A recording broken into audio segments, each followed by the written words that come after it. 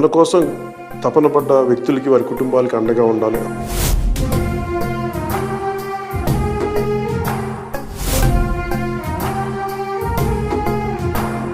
క్షేత్రస్థాయిలో ముఖ్యంగా పోరాట యాత్ర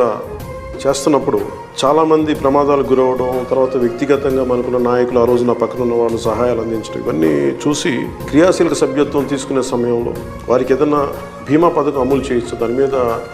సాధ్యాసాధ్యాలు చూడండి అంటే దాదాపు 1,00,000 మంది పైచిలకు అందరికీ కూడా బీమా పథకాన్ని వర్తింపజేశారు.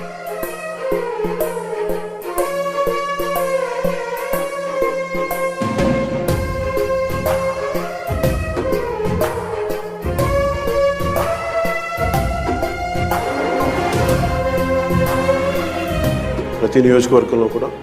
జన సైనికులు, వీర మహిళలు, జనసేన నాయకులు ప్రతి ఒక్కరు ముందుండి ఈ ప్రోగ్రాంని విజయవంతం